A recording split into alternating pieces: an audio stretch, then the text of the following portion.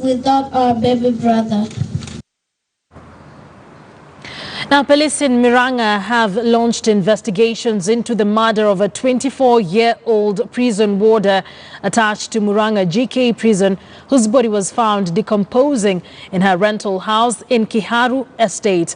Now, the body of Pauline Wangare, fondly described by her colleagues as a beauty queen, was discovered Wednesday morning with several stab wounds in her stomach, chest and head, a day after she was reported missing at her workplace. Our reporter Stanley Mbichu with more details. Tumepata leo asubuhi habari kuwa tukasikia watu wakipiga duru, so na sisi tukatoka kuangalia ni nini.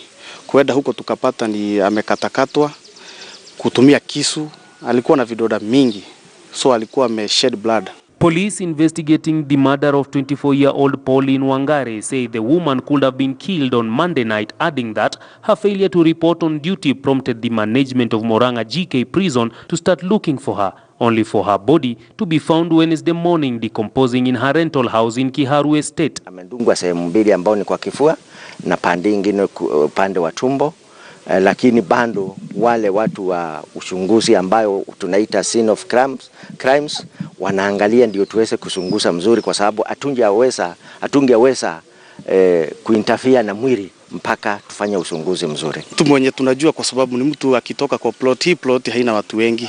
Kwa hivyo ni mtu tunajua, ni mtu tumeona masaa yake akitoka akienda kazi akiwa na uniform, akirudi akiwa na uniform, na ni mtu anarudi mapema, anarudi akiwa amevaa uniform.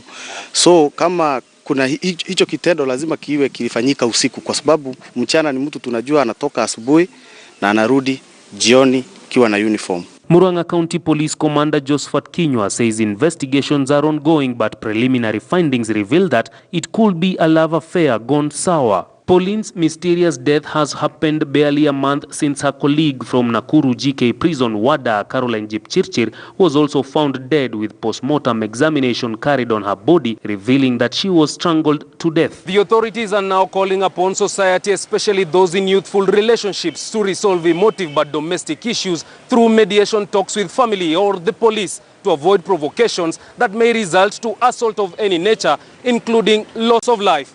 Stanley Mbichu, KTN News, Murang'a County.